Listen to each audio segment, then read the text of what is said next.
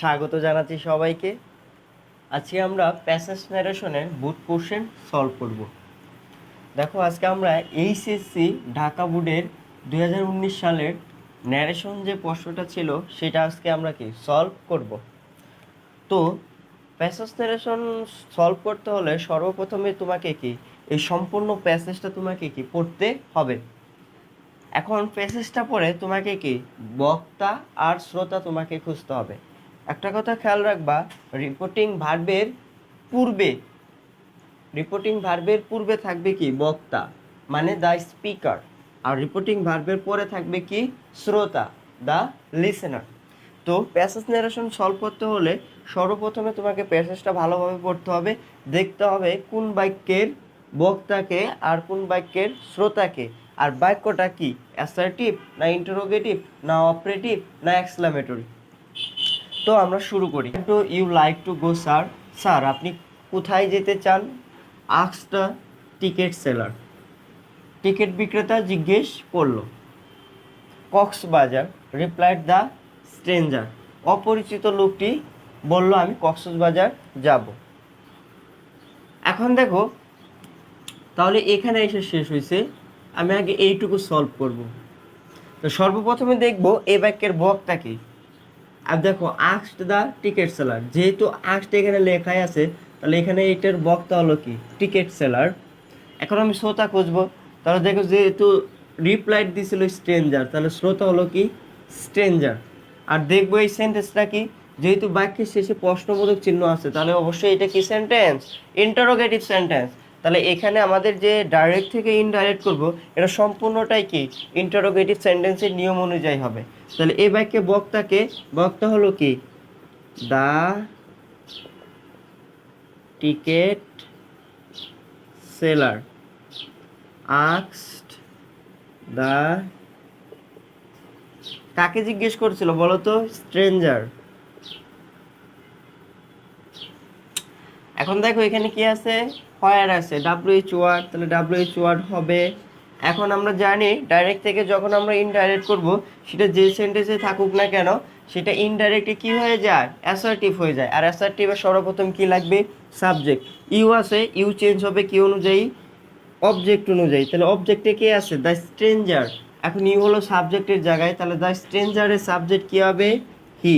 যেহেতু এখানে দুইজনের প্রোনাউনে হি বুঝাবে তাহলে আমি এখানে ব্র্যাকেটে লিখে দিব এই হি দ্বারা কাকে বোঝাচ্ছে, স্ট্রেঞ্জারকে বোঝাচ্ছে। এখন দেখো আমাকে টেন্স পরিবর্তন করতে হবে। দেখো এখানে লাইকটা হচ্ছে কি ভি অন অথবা ডু দ্বারা প্রশ্ন করছে, অবশ্যই এটা কি প্রেজেন্ট ইনডিফিনিট, বি অন আছে, বি অন থাকলে কি হয় বি টু, তাহলে হবে কি হি লাইকড টু গো। এখন দেখো এখানে কি ছিল, সার্চ ছিল, কি ছিল সার্চ ছিল। যেহেতু এখানে সার্চ ছিল তাহলে আমি লিখব দ্য টিকিট সেলার রেসপেক্টফুলি। আমরা জানি সার অথবা মেড আপ থাকলে কি হয়, রেসপেক্টফুলি অথবা উইথ এক্সপেক্ট অথবা পোলাইটলি। তুমি এটা আরবির আগেও লিখতে পারো অথবা কি পরেও লিখতে পারো। তাহলে the ticket seller respectfully asked the stranger where he like to গো। এইটুকু শেষ হয়েছে। এখন দেখো আমরা জানি যদি কেউ তোমাকে প্রশ্ন করে আর সেই প্রশ্নের উত্তর যদি আমি দেই তাহলে সেখানে কি হয়, রিপ্লাইড হয়। তাহলে এখানে রিপ্লাইড দেওয়াই আছে, তাহলে হবে কি দ্য স্ট্রেঞ্জার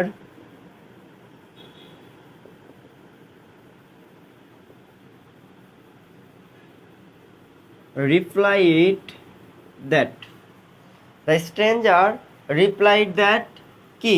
এখন তুমি চাইলে এই বিষয়টা ক্লিয়ার করে দিতে পারো। কিভাবে ক্লিয়ার করে দিতে পারো, he like to go Cox's Bazar,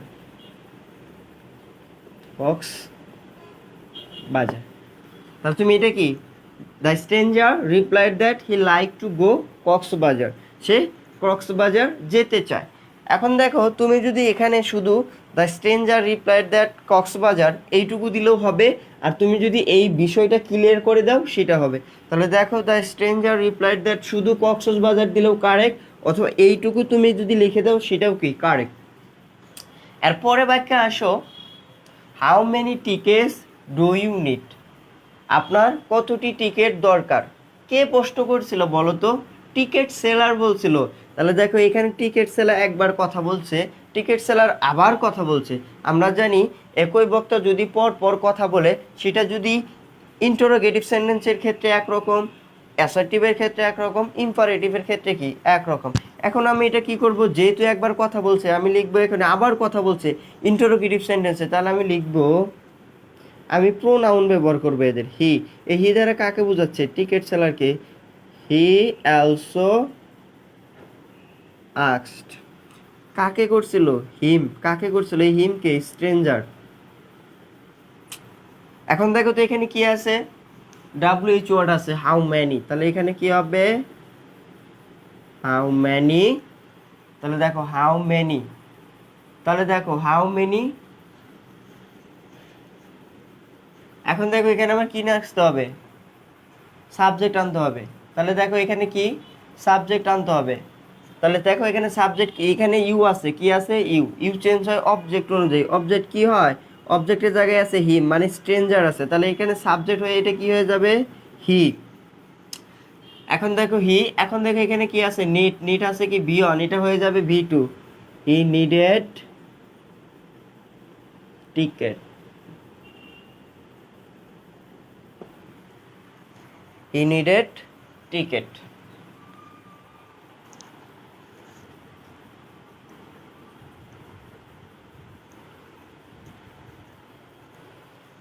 এখন দেখো আমি পরবর্তীটাই যাব। I will buy 5 ticket. দেখো টিকিট সেলার অপরিচিত লোকটাকে প্রশ্ন করেছিল আপনার কয়টা টিকিট লাগবে। তো অপরিচিত লোকটি বলছে আমার 5টা টিকিট লাগবে। তাহলে আমি উত্তর দিছে, মানে স্ট্রেঞ্জার উত্তর দিছে। এখানে আই বলতে কিন্তু আমাকে বোঝাচ্ছে না, এই আই বলতে কাকে বোঝাচ্ছে বলো তো?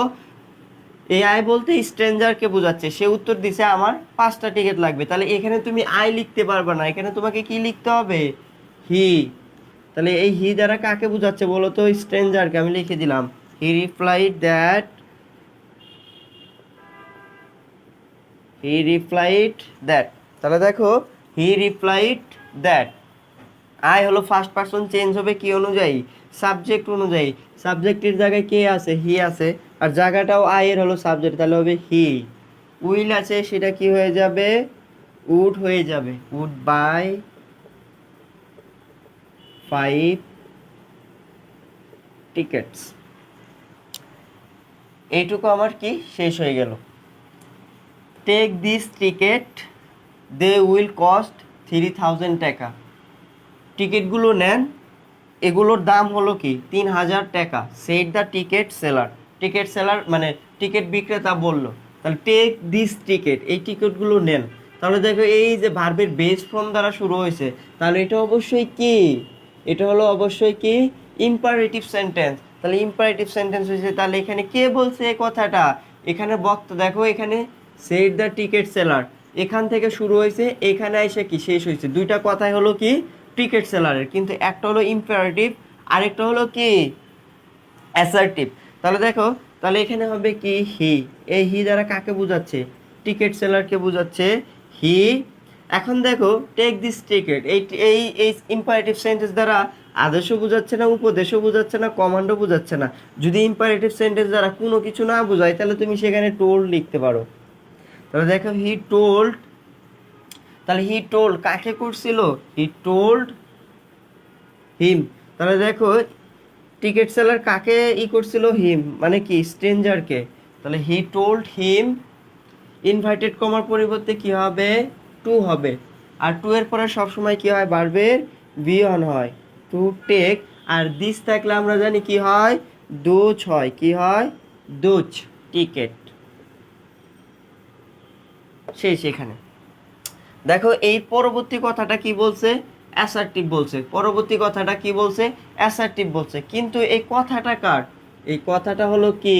টিকিট সেলারই কথা, মানে একই বক্তা পর পর কথা বলছে, কিন্তু এটা ছিল ইম্পারেটিভ আর এটা ছিল কি? অ্যাসার্টিভ। দুইটাই কথা যদি একই সেন্টেন্স হইতো তাহলে আমাদের ওই কি ওই সিকোয়েন্স অনুযায়ী হইতো। যেহেতু এটা হলো ইম্পারেটিভ আর এটা হলো কি অ্যাসার্টিভ, তাহলে একটু আলাদা হয়ে যাবে। তাহলে এখানে দেখো, তাহলে আমি হি লিখলাম। এই হি মানে কি? Ticket seller. He told told কি হবে হিম। এই হিম দ্বারা কাকে বোঝাচ্ছে বলো তো? এই হিম দ্বারা হলো কি স্ট্রেঞ্জার। হি টোল্ড হিম, যেহেতু অ্যাসার্টিভ সেন্টেন্স তাহলে ইনভার্টেড কমার পরিবর্তে কি হবে দ্যাট হবে। দে হলো থার্ড পারসন, কোনো চেঞ্জ হবে না। উইল আছে, এটা কি হয়ে যাবে উড হয়ে যাবে। তাহলে দে উড কস্ট 3000